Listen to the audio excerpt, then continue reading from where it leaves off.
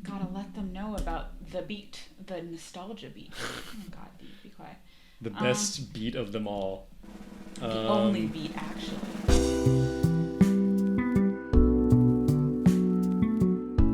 I'm a frickin' frick. Hi, hello. Hi, welcome to the stream. Hope you're ready for us to talk about Robin Pecknold. And only Robin Pecknold. No, okay. Okay, I'm gonna post on a couple more places. I'm gonna let my friends know in here. Yes. The many Discord chats that Tia is involved with. Yes, I'm in many Get them Discord all. chats. All right, we go there. How are you guys? I'm doing well. I'm very tired as always. Doing job training remotely, which is always just a super great time. Everyone loves it. Who doesn't love to learn a new job over, video chat? Right, yeah. Just great. Definitely a great super time. intuitive. Yeah, it's super easy to do. So I've been having a great time. How are you doing, Dee? You don't have to leave the house, which is good. That's true. Yeah. That's true. I'm doing pretty good. It's been a crazy busy week. Yep. On Monday Monday I had D&D session. Tuesday I talked with a friend I haven't seen in a year. That's fun. It was really nice. She lives in Toronto now. Cool. And, was doing Toronto things. As they do. Like staying indoors because we're in a nationwide, True. Global pandemic. Global pandemic. It's kind of nationwide. Yeah. It's kind of more of a U.S. thing at this point. Yeah, we're kind of, they won't let us leave the country. We can't leave If you see those, the infographics about the countries we're not allowed to go to now, where our passports are no longer accepted, Yeah. It's everywhere. So that's fun. It's not fun at all, no. Yeah. But yeah. Toronto friend, that's My cool. Toronto friend, yeah, she's doing good. Like following the Raptors in the National Basketball Association. But, Oh, speaking of sports, we have a new hockey team in Seattle. We do. The Seattle Kraken. Cool name. It's pretty cool, although I will say it would have been cool if they called them the Seattle Freeze. Yes. Someone's got to do that. What other sports teams do we need here? What other, ice-themed sports teams? True. Sports teams. Speed skating. Skating. That's a very intense team sport that everyone loves, right? Yeah. Sure. What's the one where they curling? Yes, curling. I love curling. I assume we have a curling team. That seems like a very the Seattle curling Seattle team. sport to have. But in case there isn't one, maybe we suggest the Seattle Freeze for you guys. Yes. Get it together. Now you know. Get it together. Yeah. What did I do on Wednesday? Something. I don't know. Something important. You've been streaming, right? Right. On I your was own channel? streaming. Yes. There we go. It's the perfect time, guys. So I am now a streamer. We're doing this. This is streaming too. But I'm now a gamer. Yeah. Hashtag gamer girl. No. Dee's vying for the e-girl market. I'm going for it. Yeah. I have simps in the chat all the time. Oh. You too could be a simp if you're out there. Yeah, follow me. Simp for D. At Nerdy Birdie. Nerdy Birdie is just NERDE, BIRDE, all my socials. Yep. If you're in the chat right now and you're not following my Twitch account, you should do that. I'm streaming again tomorrow at 5 p.m. It's going to be a good time. Nice. So that's what I did on Wednesday. Thursday, sweet. One of my closest friends, internet friends, moved in 10 minutes away. Oh, that's exciting. From Florida. Wow, what a change. Yeah. He's working for a company that I will not name because I'm not going to dox him. Yeah, that's a good idea. But yeah, he's working for a big tech company, and cool. It's super exciting to have him in the area now. I dropped off some Mexican sweetbread, some pan dulce yesterday. Oh, by the way, there's some sweetbread in that bag. Oh, excellent. You can have some. If you're in the chat, if you send us $100, we will send you some. Yes, I will we'll go to the store, buy $20 worth of sweetbread, and then charge you $100 for it. Mm-hmm. Mm-hmm. That's a service we provide. Don't send us money, by the way. That was a joke, officially. All right. Are we ready to go? Should we wait a minute, or should we go ahead and just get into it? Let me just refresh here. How many people are here? Who do we have Very in exciting. the chat? We have 3 people. Oh, yeah. All right. Anyway, I think we should just start. Yeah, let's get started. And then, people who are late, they could come in the chat later. We'll judge them. We'll razz them a little bit. But it's all in good fun. Why are you late? Yeah, exactly. Be like an admonishing teacher. All right, making sure we're good there. All right. Yeah. All right. So, Dee, who are we and what are we doing? Why Hello, are we doing everyone. this? We are Nostalgia Beat. We are a podcast. Two friends love music, especially music that reminds us of good times when we were in a pandemic. Yes, of our locked in our youths. homes. It reminds us of our youth. Each week we choose another album to talk about from our past, an album that meant a lot to us. Mm-hmm. Hopefully in the future we're going to start talking about albums that maybe each of us liked that the other hadn't heard of or didn't like as much, and we're gonna vary it. But the first few episodes we're talking about albums that we both mutually love and adore. Exactly. And that means that today, would you like to introduce the album we're talking about? Yes, I today? would. We're talking about seminal indie folk album Fleet Foxes, from the band Fleet Foxes. You gotta love them. Love them. You gotta love them. You gotta. It's Fleet Foxes. Yeah, they're great. Released in 2008, which feels like a wholly different time than we're in now. Yeah. Over a decade ago.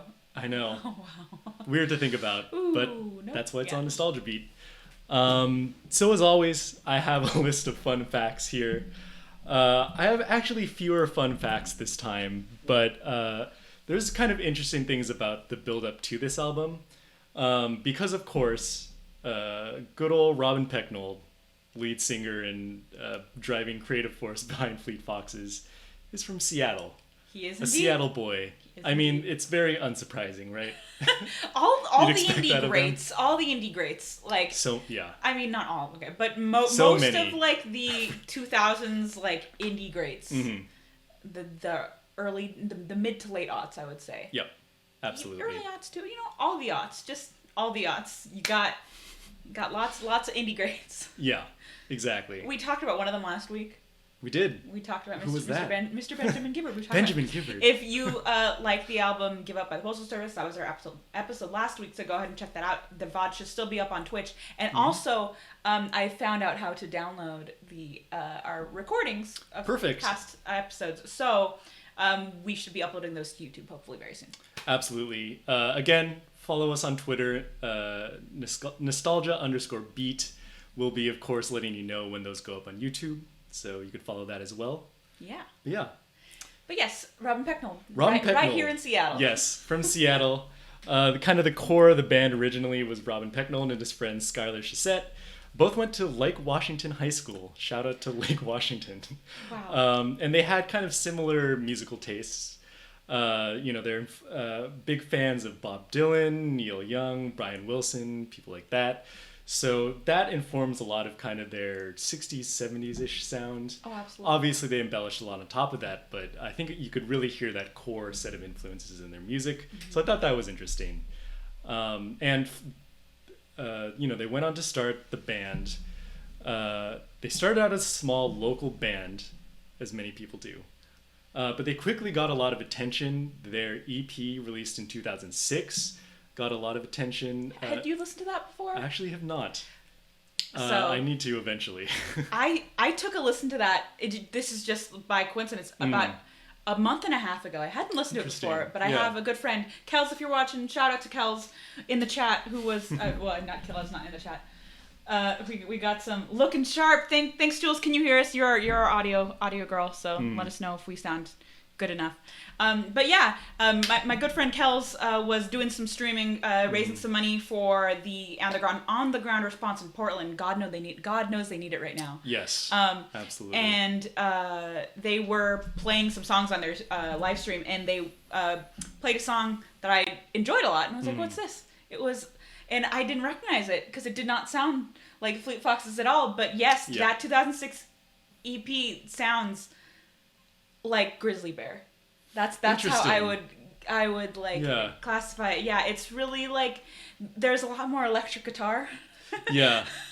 It is interesting. This is kind of jumping ahead a little bit, but the evolution of the inclusion of electric guitar in their music, Mm-hmm. because kind of later on in their career around Helplessness Blues, they made a conscious choice to like pretty much axe the electric guitar. Yeah, exactly. Because they said, I forget the exact quote, but there was something about how it sounded too indie rock, so they wanted to avoid that. But that's what they sound. That's what their 2006 EP, The Fleet so Foxes. It interesting. sounds indie Yeah. rock. Definitely give it a listen. I for recommend. Sure I'm gonna recommend some songs because I've been obsessed with that EP.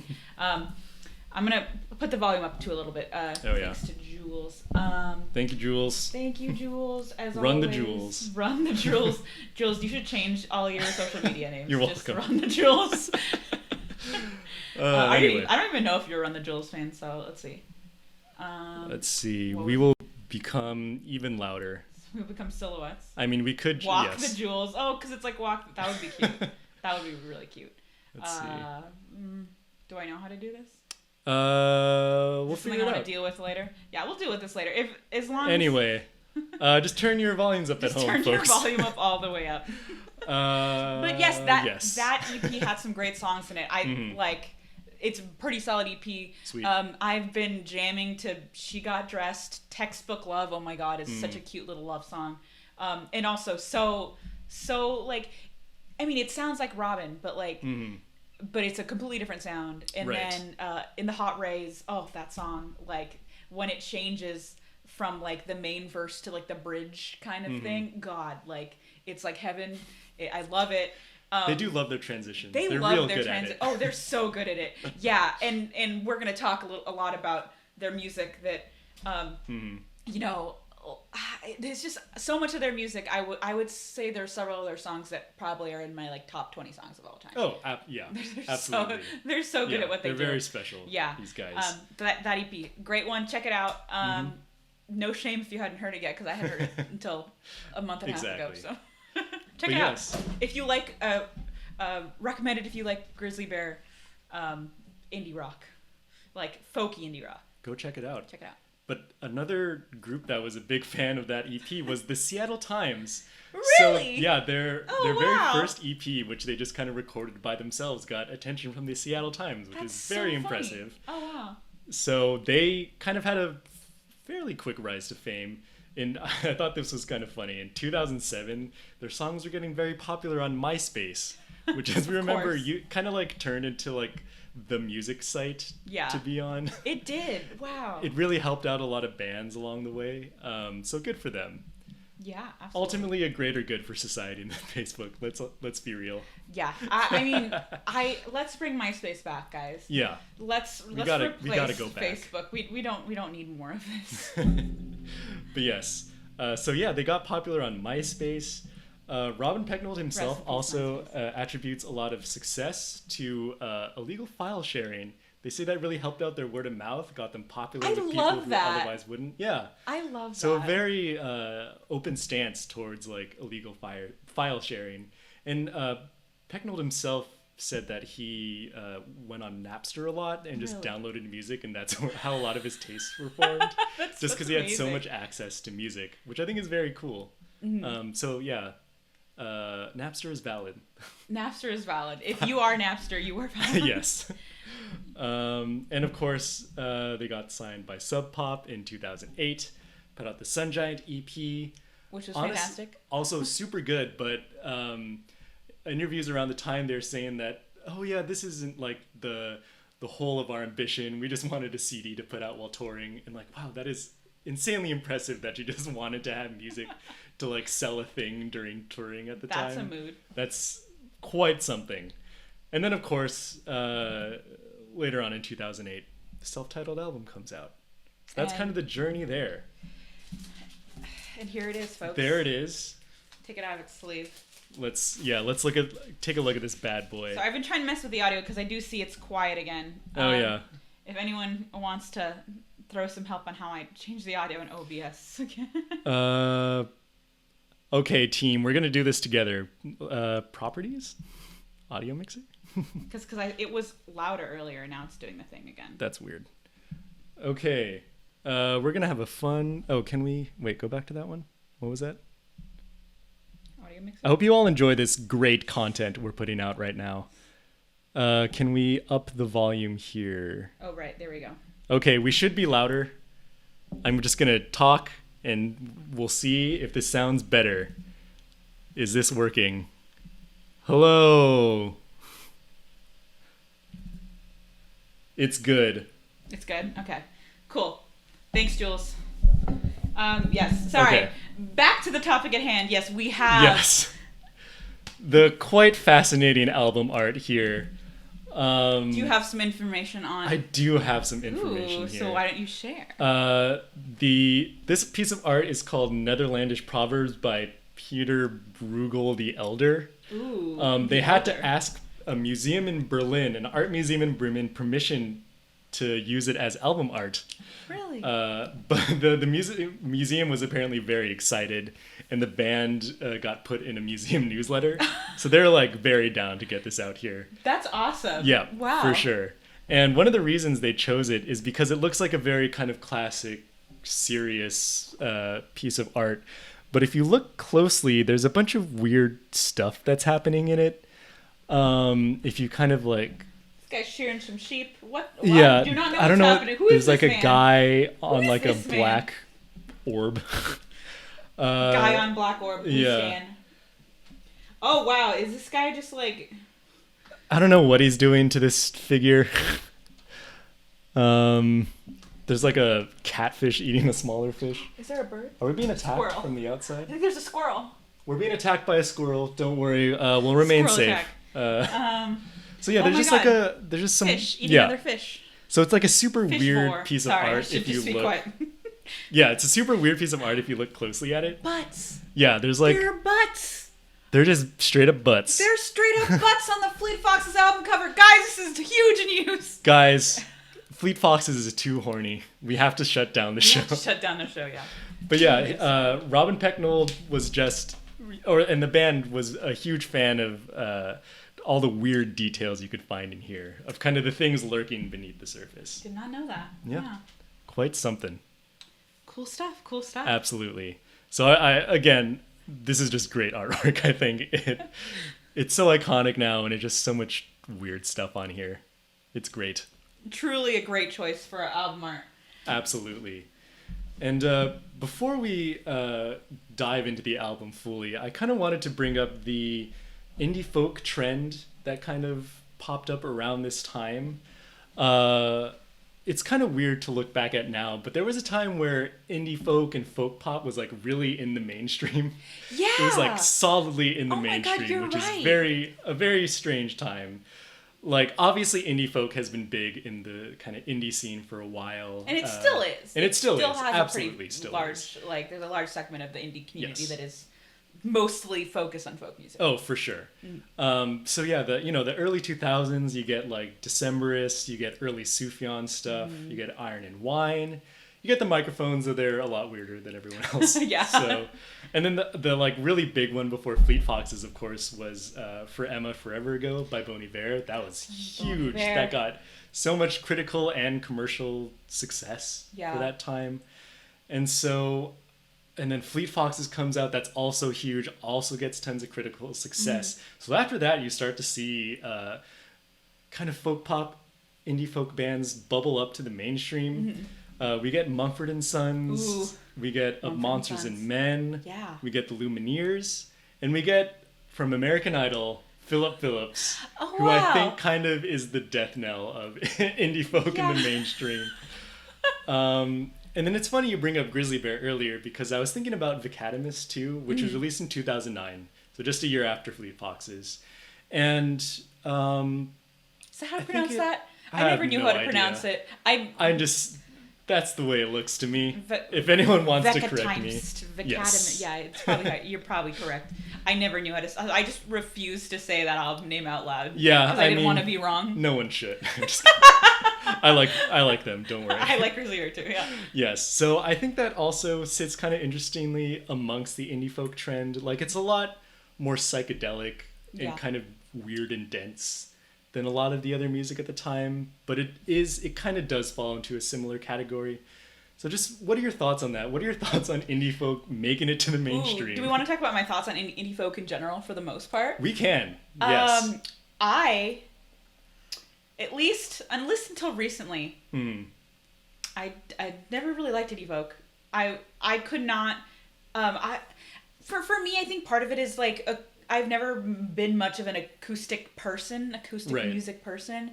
So, and I didn't grow up with a lot of acoustic music. I mean, there was some stuff. There was like Tracy Chapman. I got a fast car, right? Yeah, of course, for sure. And what there's that, but like that's kind of, let's see, Vegetamest.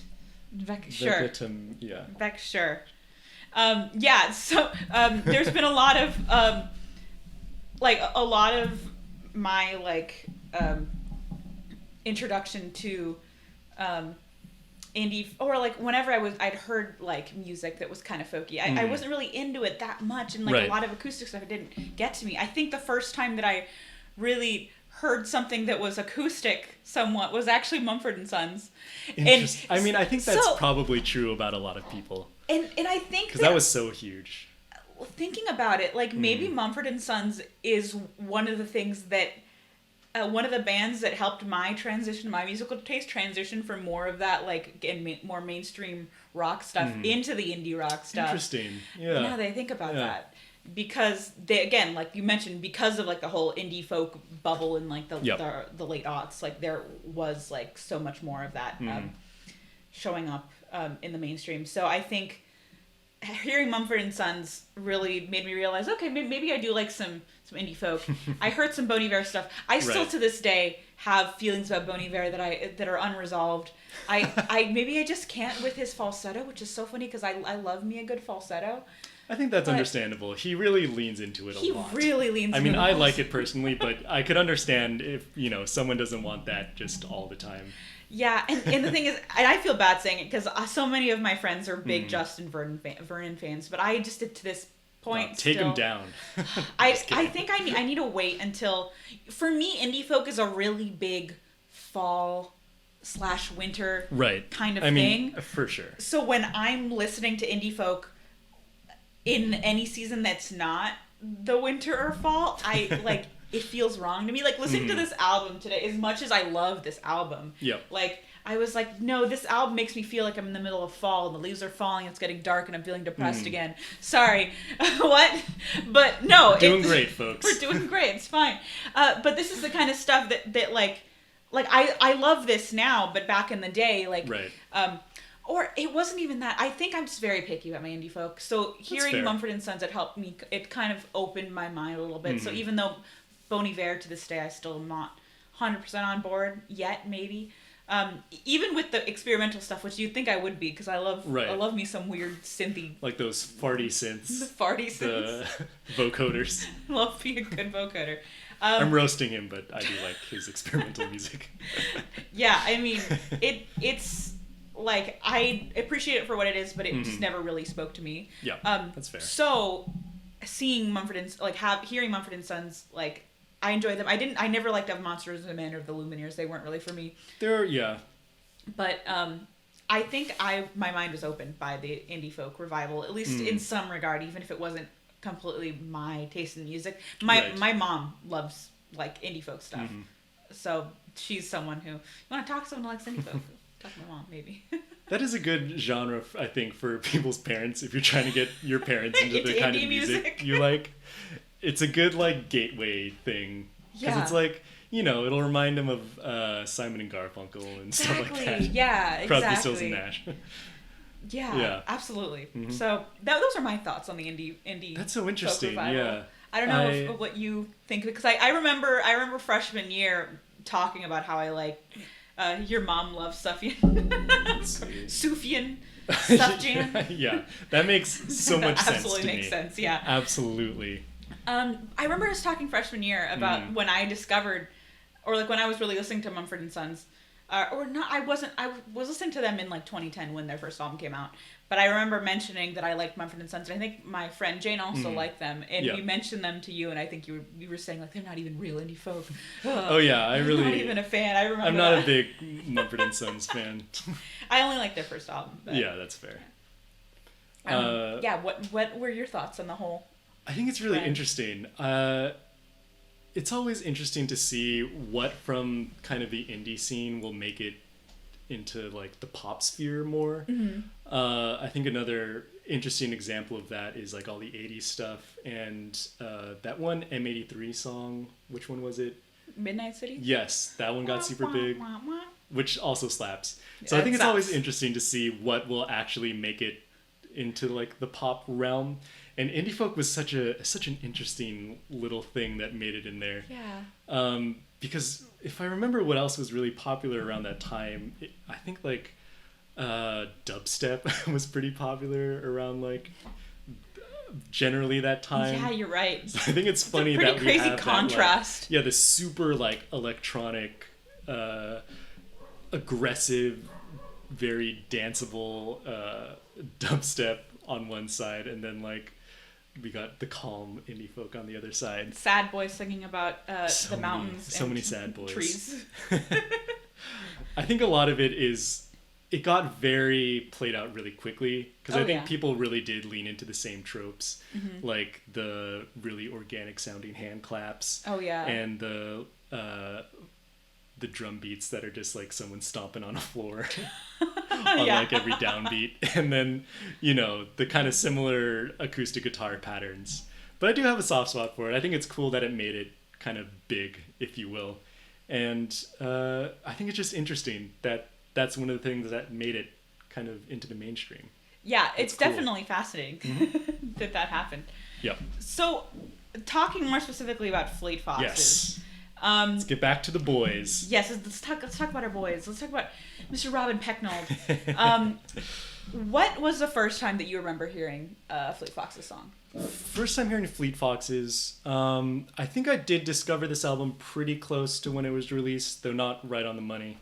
And this was kind of around the time where I very consciously was like, I want to get into music. Right. And so I remember that. obviously Fleet Foxes were super, super popular. So they're a big one I wanted to get into. And I wasn't the hugest fan at first, I gotta say. Even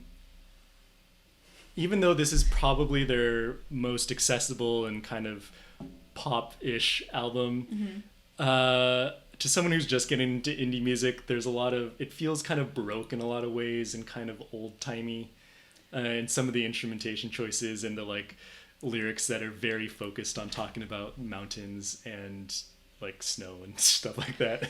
Yeah. So I think that There's was a lot kind of of a that. barrier to me at first.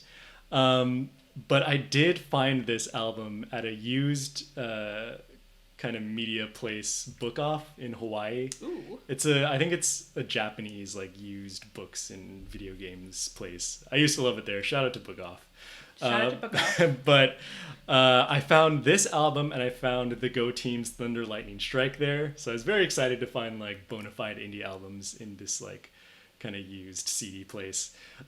So I got the album. I was pretty excited about that. And then just kind of upon repeated listenings, I got more and more interested in it. I was eventually drawn in by the instrumentation, of course, and all the vocal harmonies. Oh my gosh. And I gotta say, I still don't really know the lyrics to all the songs. Like, especially on this album, it kind of just is, a lot of the time for me, it's just kind of a backdrop.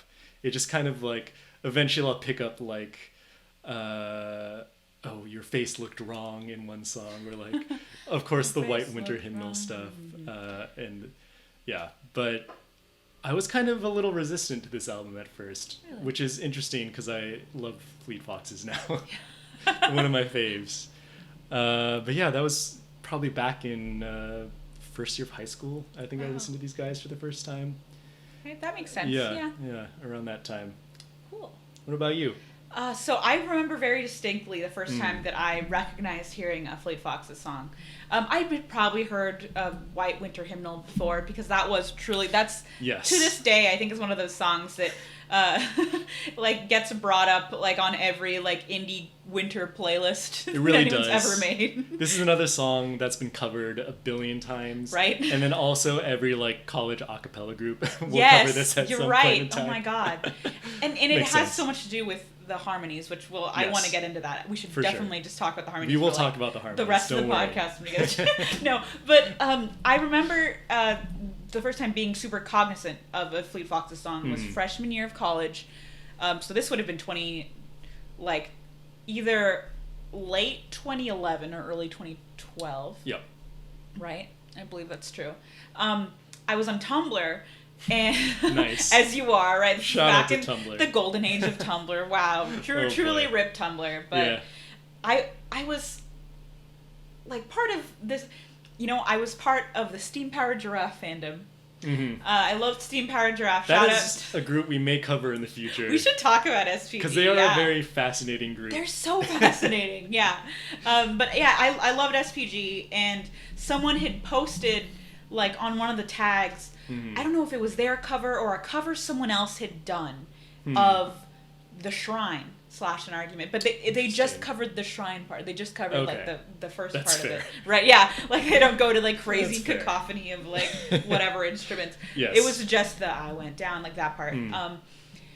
And I remember like they covered it, and they had covered it, or they had someone else had done a cover, and they'd used that cover to soundtrack some like series of drawings that they'd made of like the characters walking down to a well and doing something, I don't know, like in nice. This thing. And I remember just like I was like, oh, this looks interesting, I want to hear the music. And I remember hearing the music and being like, oh wow, this is really touching, this melody. Right. And like it really got like it struck me, and I'm like, oh, Fleet Foxes, interesting, I've heard of them before. I think they did that one White Winter song, right?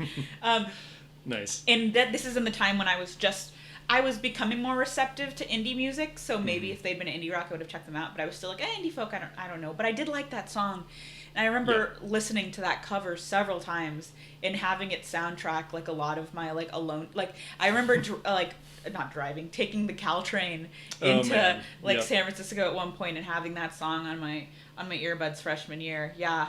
Very dramatic. Very dramatic, staring out the window. Yeah, exactly. Like coming of age movie type thing, right? Yeah, no. Oh, man. Yeah. I remember thinking that song was so beautiful. That cover, at least. I don't know if I'd listened to the full song at that point, but I remember thinking the cover was so beautiful. And that was really the first time I heard Fleet Foxes, but I didn't really get into them until I don't know for sure, but I would say that I probably focused on Fleet Foxes maybe in 2015 or 2016. Okay. Was when I really listened to this album and was like, you know what? I like indie folk after all, or at least I love this album because they did it. Fleet Foxes did it. They did it. Like they're what made me like break through my preconceived notions of indie folk and thinking, you know what? No, I like this. Nice.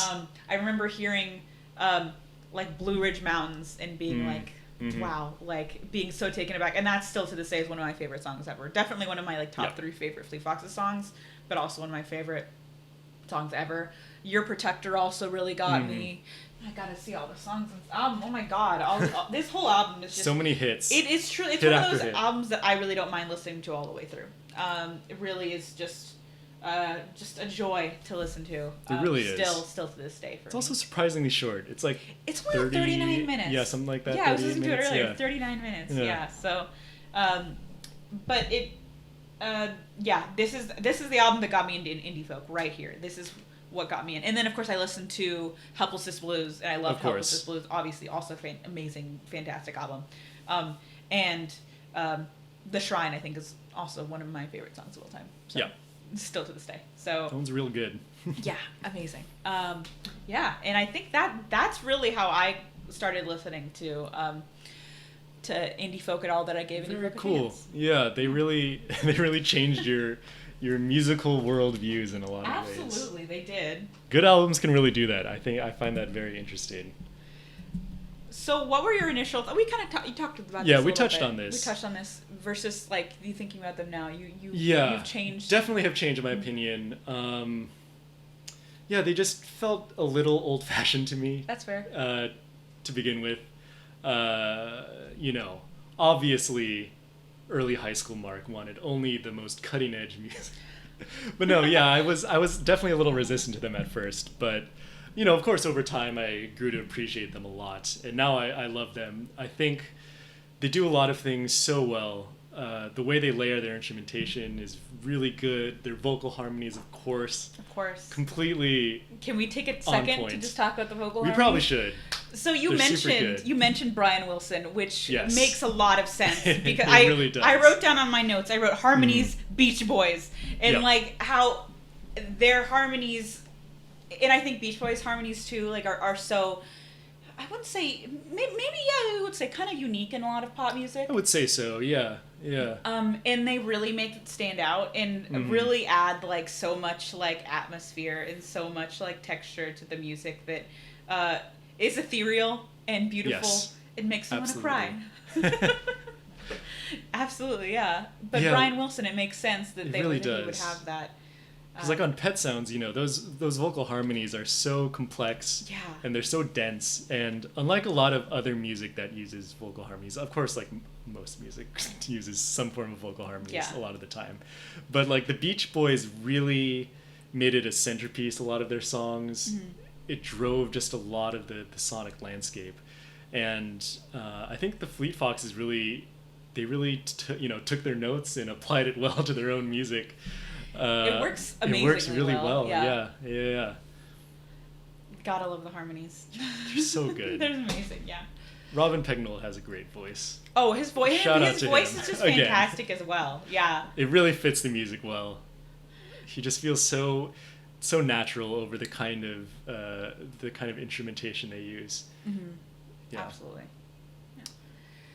What else? What other thoughts do you have on the album that we haven't touched on yet? Let's see. Yeah. So I think it is another thing I wanted to bring up is that they have really good kind of pop sensibilities too, on top of being very serious about laying their instruments and their vocals.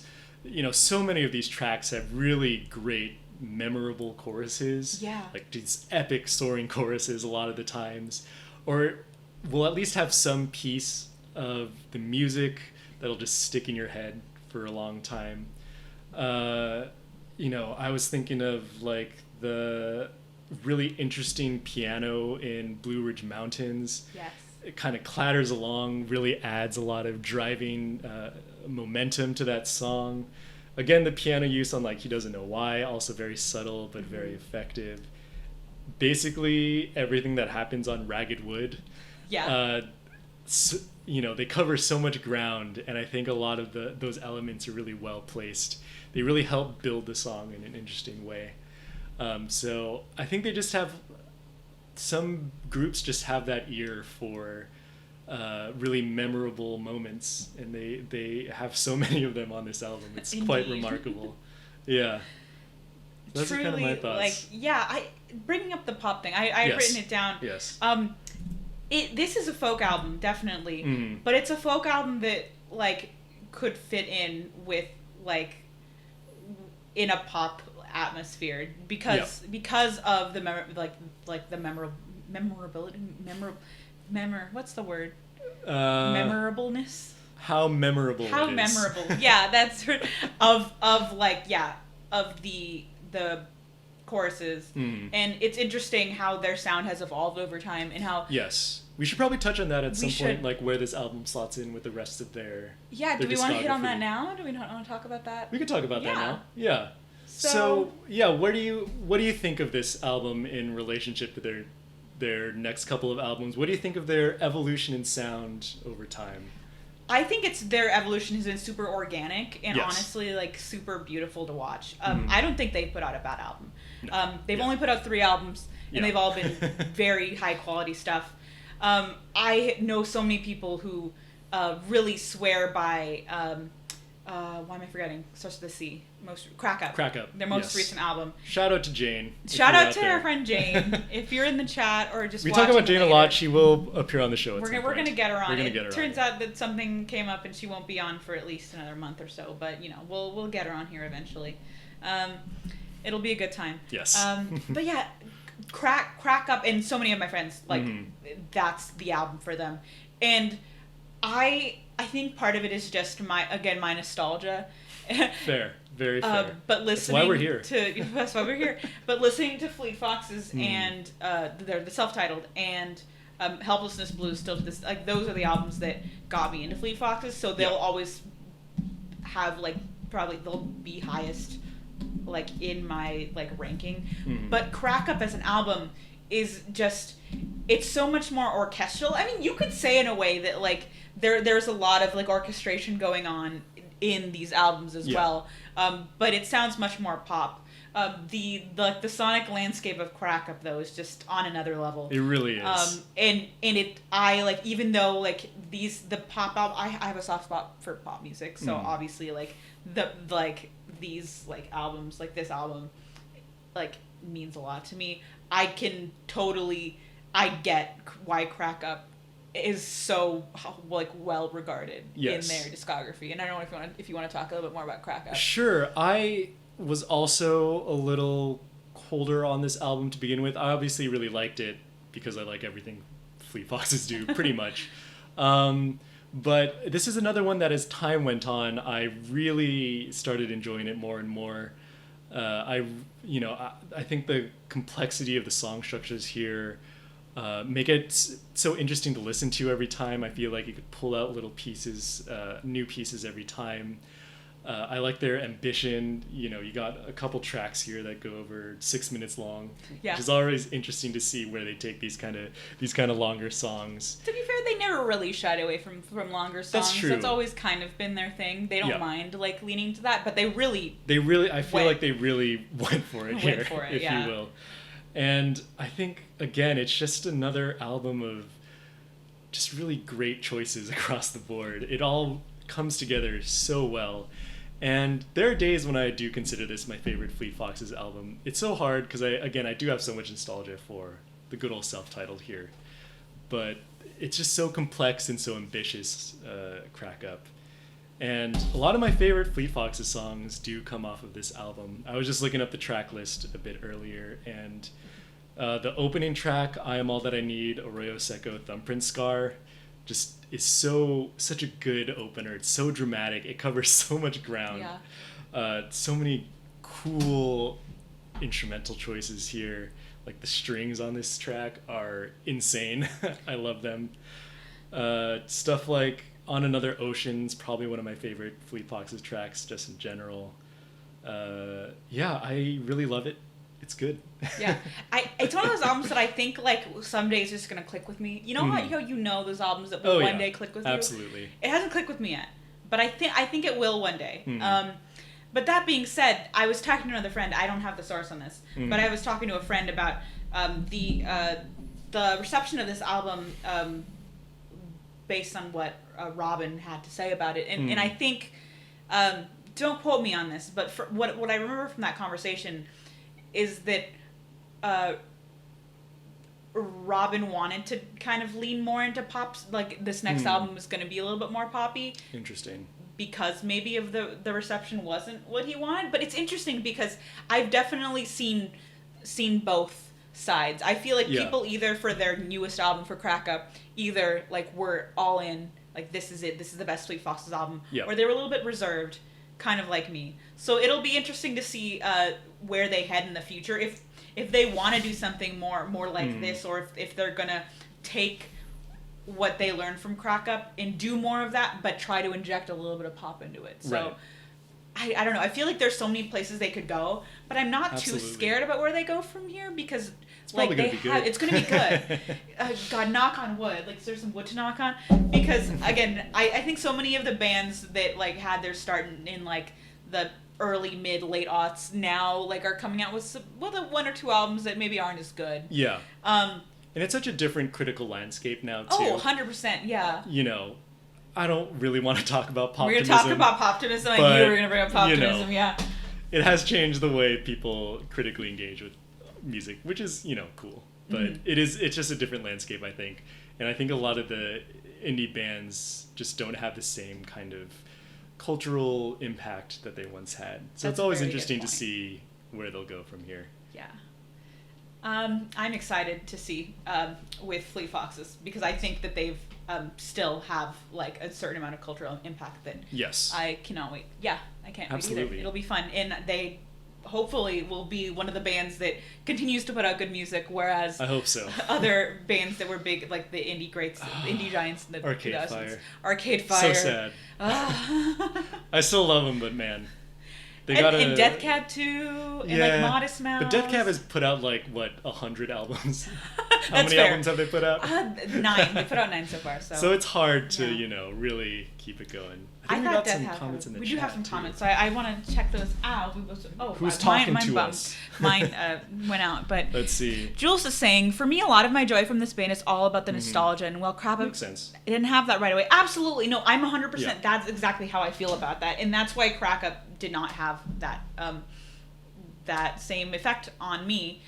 Even though I can, as someone who appreciates and knows a little bit about music, like I can appreciate everything that Crack Up stands for. Absolutely. It's just the nostalgia of this album, and both this one and Helpless Blues. Like it's so much of that is like it's connected. That like kind of dictates my enjoyment. And I guess that's why we're talking about this now, because we are the Nostalgia Beat podcast. Yeah, I think they settle in an interesting part in your kind of memory. Yeah. Because they are reminiscent of the earlier like 60s and 70s folk groups, but obviously a very different approach in a lot of ways too.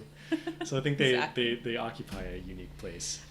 Jules also said that I think their albums are kind of slow burners. I like Crap Up more every time I listen. Exactly. No, same That's here. Very true. I put it on like like a month ago when I was listening to their first EP, the Fleet Foxes, the 2006 EP. 2006, 2008, 2006. Their 2006 EP. Yeah. And I was like, I want to listen to Crack Up again, and I remember liking it more than I did previously. So I think it's one of those albums that I will, something will happen in my life, and I will connect the Crack Up to that album, and then I'll love it. But maybe if you go to Columbia University, like Robin Pecknold did.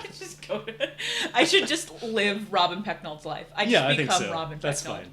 I grow a beard, There was a bunch of weird, like, critical, not backlash. I think it was mostly from Stereo Gum. But, of course. Yeah, I don't like them, but we don't have to talk about them. But they were like, oh, it just, he talks about his experiences at Columbia, and he's just some white dude who went to some fancy university.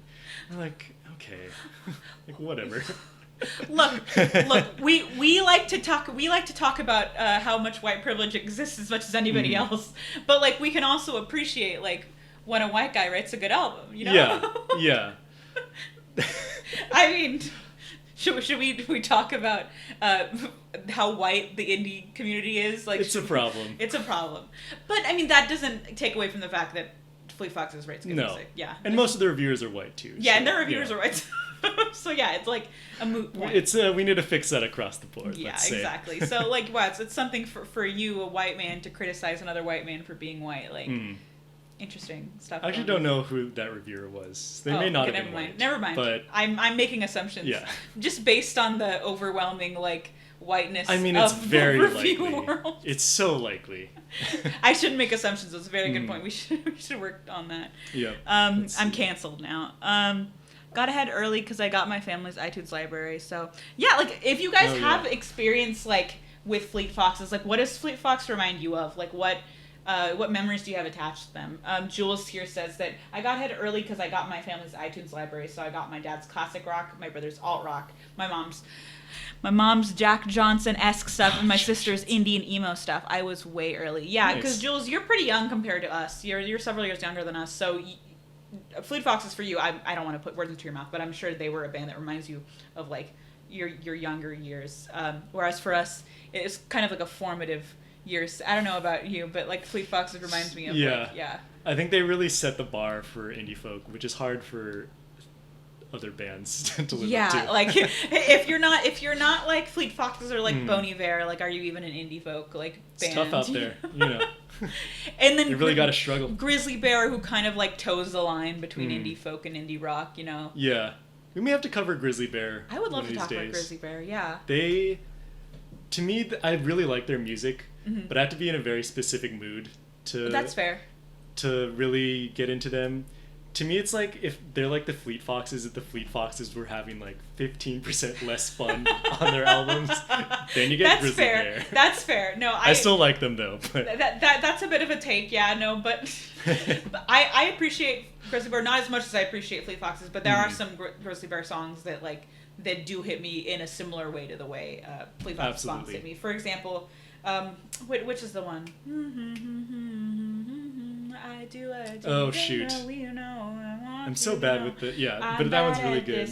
That have the same kind of vibe to me as something like maybe The Shrine or like Blue Ridge Mountain, something kind of sweeping and let's see, it's definitely Yet Again's fantastic. Oh, I love Yet Again. God. That's maybe my favorite. Well, it's one of my favorite Grizzly Bear tracks. Same. Ready Able, that's what I was thinking of. Ready that Able's song's real fantastic. Good. Yeah. And I did enjoy their most recent album too, but yeah, Grizzly Bear is interesting to see kind of how they fit in with. They are kind of a less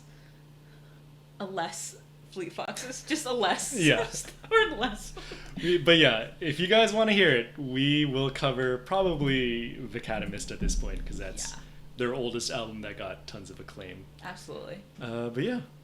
And any other what else do we got here in the chat with?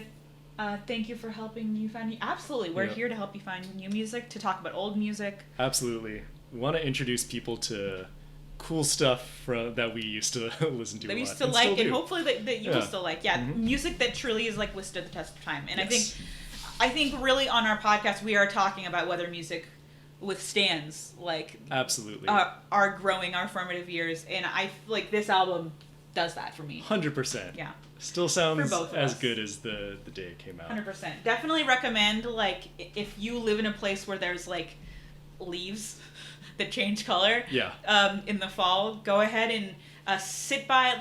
Like this is a good, well, this is not a tree that changes color in the fall, but there are trees around us that change color in the fall. Find some trees, folks. Find some trees. If you have it on vinyl, great. This is a great album to listen to on vinyl. It's very, very aesthetic, right? You know. You can see the butts too, really clearly on the vinyl. See the butts, so you know, who wouldn't want that? Whomst amongst us? Yeah, butts. You know. That's so funny. Some butts. Definitely, like, it's one of those albums that I recommend sitting down in a place like or in nature, or like go out.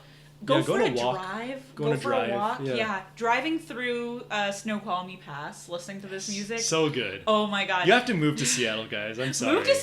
That's the only way to be a true Fleet Foxes fan. But actually, like so much. Sorry. So much of like my enjoyment for like I mean, obviously I've always loved it. I love this stuff when I was living in SoCal and NorCal and wherever I was living. But a lot of definitely one of the reasons I chose here of all places to live is because it was kind of glorified in all the music I listened to. I mean, it worked out like because like we had friends who lived here. I mean, yes. And like, and I wanted to live somewhere that was still close to California, and I didn't want to move to the East Coast. And this kind of was where I wanted to end up generally, like at least for my foreseeable future. But it did not hurt that so much of the indie rock that I loved. So many of those musicians, like so much of that sound. It's a good cherry on top of everything else. Exactly. Yeah. It was from this area. Yeah. So for sure. Jules, that's literally the goal. Are you going to move to the PN Dub? Are you going to join Tony, who moved here the other day? Yeah. No, this is truly. It is another experience to listen to this music. Yeah. I'm sure we can both confirm that like driving through the evergreens, very cool. Listening to this music, listening to like early Death Cab, early like it hits different. And honestly, like I've definitely cried a few times. Like it's honestly moved me to tears. Makes sense. It's crazy it's stuff. Powerful. It's very, very powerful. There's something about this music that really encapsulates kind of the whole atmosphere out here. So having really your surroundings match the music is really like something else. It enhances the experience quite a lot. Absolutely. So come move to Seattle. Yeah, that's We're part our of the plea. Seattle Tourism Board. No, actually, don't move to Seattle. That's what they're going to want you to say, right? Because you're going to gentrify it. Don't move to Seattle if you're going to work for Amazon. Move to Seattle if you're like, if you are an indie nerd and are willing to spend like half your paycheck every month on your rent. So but that's true about so many places these days. That's true. A lot of the big places right now are pretty expensive. That being said, Seattle is one of the more expensive places to move. I mean, yes. The only more expensive place we could have moved to is like New York or San Francisco, which is sad. Eat the rich, absolutely. Yeah, we support that message. Jules, your soul's already in the PN Dub, but my body's going from Dallas to Nashville. It's a struggle. I I want to visit Nashville because of its musical connotations. Seems like a cool place. Very cool. So honestly, I think that's gonna be cool for you to take a visit. But if you end up in the PNW, come up here on our podcast. Yeah, come visit. Come up here. Come travel to Seattle just so you can be on our podcast. Jules, if you'd like to be on a podcast episode, you are totally welcome to join us on the podcast sometime because I know you have some. You have some musical thoughts. Yes, 100%. Speaking of, if there's an album that you really love that you want to hear us talk about, please do not be shy. Drop it in the chat. Yes. Tell us on Twitter. Message me, message Mark. Don't be shy. Also, it saves us the trouble of having to think of albums to talk about. We did not make this decision until like earlier today, right? Yeah, it's fine. But we know so much about Fleet Foxes. It's okay. Yeah. But speaking of, what are our final thoughts? Great. Really good. Amazing. Holds up 100%. Can't wait for the next album. I love them. Love them. Yeah. Love them. That's our take. 10 out of 10 would recommend. Hell Fleet yeah. Foxes. This album's fantastic. And that brings us right up to 6 p.m. I think on we did time. it. Yeah. We Good just managed to be able to talk about music for an hour somehow. Yeah, we're true professionals, that's why. We have trained for our entire lives for this very moment. We trained for this. It's not just that we are huge nerds and talk about music. Yeah, we're extremely cool. I feel like when we're talking, it's either about music or politics, and there's that's no true. other... And there's no in between. So. Well, that's just the way things are. That's kind of just the reality of our world right now. But listen to Fleet Foxes, listen to their self-titled album, listen to their whole discography. It's great. It's worth it checking out. And if you do check it out, feel free to tell us your thoughts on it. If it's your first time or your 100th time, whatever your reaction may be, let us know. Indeed. And we could talk about that on the next episode. Yeah, let's do reactions. It. Speaking of the next episode, we don't have an album chosen yet, but again, if you have a suggestion, put it in the comments. We're thinking we might do something truly classic, something that is nostalgic, but nostalgic from even before our times. Yes. So, before we were born. Exactly. There's a little tease for you. Little tease. Hope you like it. I hope you like it. Thank you so much for tuning in to the Nostalgia Beat podcast. Do you want to plug your social media? Yes. Of course, follow us on Twitch, right here. Follow us on Twitter, nostalgia_beat. Follow me on Twitter @TrebledCrowns. I am rebranding my entire Twitch account basically because I didn't like it. Okay. It's probably also going to be Trebled Crowns, but just follow my Twitter. I'll let you guys know what I'm doing. I have a bunch of games I can stream. I recently set up Skyrim again, so I'm probably going to do that. That's awesome. I got the new Halo collection, so I could stream that if you people want it. And then, of course... You might need to let me play some Halo sometime. Yeah, you got it. We'll probably do joint streams, video game streams at some point. Let's do a Halo stream. Yeah. All my Halo fans, where are my Halo... So many of my gamer friends are big Halo people. Yeah, and I played once in my life, so... Follow us both on Twitter to see when we set up our Halo stream. I have Ghost of Tsushima too, so I'll probably be streaming that at some point. Follow me on everything. What do you got, Dee? I got Twitter. Follow me @nerdybirdie, NERDEEBIRDEE. Also, follow me on Twitch right now. If you're watching and you're not following me, please follow me right now. I am trying to become an e-girl.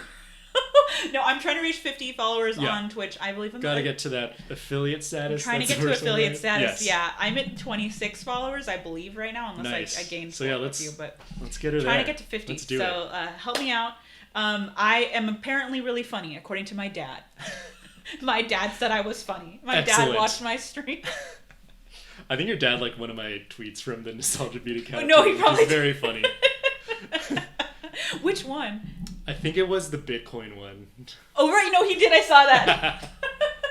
Yeah, follow us on Twitter. Nostalgia_beat. It's real good. Mark is 99% of the times the tweets about us going live are me. The tweets about puns. I do the not serious tweets. Except for the cake one, that was me. That's true. Yeah. The cake one was me. Everything else is Mark.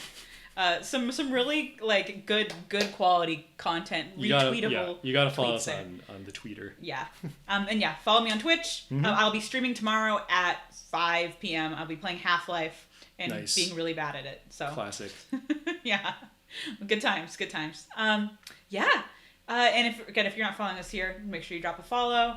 Absolutely. Thank you so much for tuning in. Yeah, thank you as always. We're always happy to chat with you guys, hang out with you guys for a little bit on a Friday. Yeah. Just a fun time. We really do love music, don't we? It's so fun to talk about music. We're going to keep doing it forever. As long as we can. Yes. Hell yeah. Also, we would eventually want to get this channel to affiliate status. Ooh, yeah. So we need to stream more to do that. So if you guys have any ideas of what you want us to talk about outside of this normal format, please let us know. I might have we might stream just one of us at a time.